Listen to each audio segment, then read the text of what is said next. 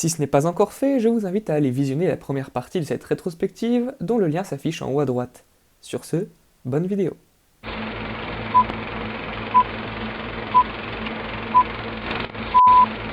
La trilogie de Sam Raimi ayant été un énorme succès commercial et critique, sauf pour le troisième opus, il était évident que Sony Pictures annonce une suite. Ainsi, Spider-Man 4 est annoncé pour sortir en 2011, toujours avec le même réalisateur à la tête du projet. L'équipe du film commence donc à travailler sur des storyboards et se penche sur le script. Les méchants envisagés sont le Vautour, qui devait être interprété par John Malkovich, et Mysterio, qui devait apparaître sous les traits de Bruce Campbell, ce dernier ayant d'ailleurs déjà fait un caméo dans chaque film de la trilogie. Dans Spider-Man, il apparaissait sous les traits du commentateur sportif qui donne le nom de super-héros à Peter Parker. Dans Spider-Man 2, il campe le portier de la salle de théâtre et interprète le maître d'hôtel du restaurant français, ou italien dans la version française, dans Spider-Man 3.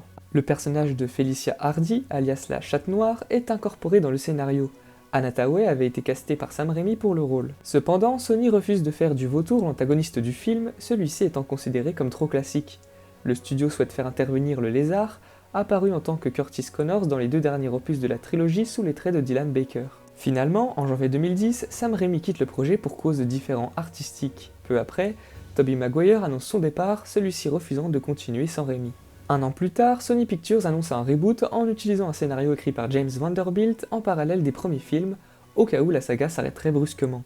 Mark Webb, à qui l'on doit l'excellence 500 jours ensemble, est engagé pour le réaliser. Alors que Jamie Bell, Alden Ehrenreich ou Aaron Taylor Johnson sont envisagés pour incarner Peter Parker, c'est finalement Andrew Garfield qui obtient le rôle. Quelques semaines plus tard, Emma Stone est confirmée dans le rôle de Gwen Stacy alors qu'elle était à l'origine prévue pour incarner Mary Jane Watson. En effet, Mary Jane et Harry Osborn devaient à la base apparaître dans le film mais ont été supprimés. Rhys Ifans est ensuite annoncé dans le rôle du grand méchant qui se révélera plus tard être nul autre que le Dr Curtis Connors alias le Lézard. Pour compléter ce casting, Ben et May Parker seront respectivement joués par Martin Sheen et Sally Field, et Denis Leary est quant à lui casté dans le rôle de George Stacy, le père de Gwen. Portant le même nom que les comics centrés sur l'homme araignée, The Amazing Spider-Man sort en 2012 et rapportera environ 758 millions de dollars dans le monde entier pour un budget de 230 millions. Lycéen vivant chez sa tante et son oncle, Peter Parker enquête sur la mort de ses parents survenue lors d'un accident d'avion après avoir retrouvé par hasard la mallette de son père. Ses recherches l'emmèneront jusqu'à la Tour Oscorp dans laquelle il rencontrera le Dr Curtis Connors, un collègue de travail et ami de son père. Dans ce même bâtiment, il se fait mordre à la nuque par une araignée radioactive qui lui conférera des pouvoirs surhumains. Mais lorsque son oncle se fait assassiner par un criminel que Peter aurait pu arrêter un peu plus tôt, le lycéen décide d'utiliser ses pouvoirs pour faire régner la justice sous le nom de Spider-Man. Cependant, après que Peter l'a aidé à faire repousser son bras manquant, Connors se transforme en dangereux lézard géant qui prend petit à petit le contrôle sur le scientifique. Spider-Man arrête donc le lézard à l'issue de nombreux affrontements, mais George Stacy, le capitaine de police et le père de la petite amie de Peter, perdra la vie au cours du combat final. The Amazing Spider-Man est un film que j'aime beaucoup, et ce pour plusieurs raisons. Tout d'abord, il se veut très réaliste, comme le prouvent les designs du costume de Spider-Man et du lézard qui sont juste excellents, même si j'aurais souhaité un vilain plus marquant physiquement. Justement, en parlant du lézard, je trouve finalement que c'est un antagoniste peu mémorable, pas attachant, et doté de motivations qui ne sont pas assez approfondies. A l'inverse, le héros est quant à lui réussi, nous offrant une version plus moderne et blagueuse de l'homme araignée, et il est cependant dommage que le déséquilibre entre sa vie personnelle et sa vie de super-héros, ainsi que les problèmes au lycée, ne soit pas franchement abordés. Mais le véritable point fort du long métrage est sans aucun doute la relation amoureuse entre Peter et Gwen, qui se trouve être moderne, touchante et extrêmement attachante. Mark Webb sait mettre en scène l'amour, comme il l'a très bien fait dans 500 jours ensemble. Le réalisateur nous offre en plus de ça des séquences de voltige impressionnantes et des scènes visuellement excellentes, tant elles sont épiques et grandioses. Les scènes d'action sont également réussies, impactantes et réussissent très bien à exploiter les capacités du héros. Elles sont de plus bien filmées, ce qui les rend plaisantes à suivre. On regrettera une bande originale beaucoup trop discrète, qui peine à sublimer les scènes du film.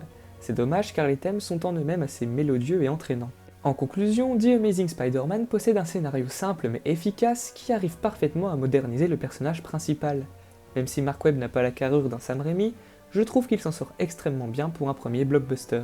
En juin 2012, Mark Webb annonce revenir pour réaliser le deuxième opus. Il révèle également que les intrigues du premier film seraient en majeure partie dévoilées dans cette suite.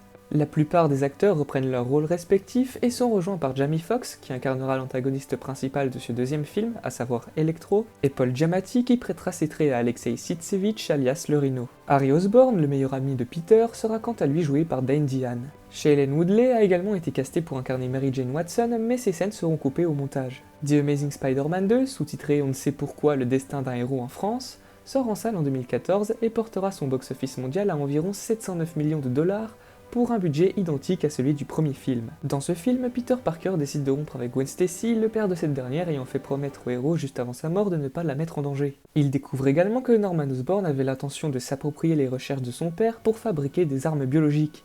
Ce dernier s'y étant fermement opposé, Osborn commanditera le meurtre de son ancien associé. De son côté, Max Dillon, un employé de chez Oscorp, tombe accidentellement dans un réservoir d'anguilles modifié qu'il électrocute. Se faisant appeler Electro, il a désormais le pouvoir de contrôler l'électricité et l'utilisera pour se venger de Spider-Man. Harry Osborn est quant à lui mourant et demande l'aide de l'homme araignée pour que ce dernier lui donne son sang. Les conséquences pouvant être dévastatrices, le héros refuse. Harry essaye de guérir en utilisant un autre moyen, mais se transforme en créature hideuse. Spider-Man arrive finalement à vaincre Electro et le Bouffon Vert qui venaient de découvrir que son ancien ami Peter se cachait sous le masque. Malheureusement, Gwen fera une chute mortelle du haut de la tour horloge pendant le combat. Je trouve The Amazing Spider-Man 2 tout simplement excellent, notamment au niveau de l'action et plus précisément des combats entre le héros et Electro qui sont juste sublimes. L'un des reproches qui ont été le plus faits au film est le trop grand nombre de méchants.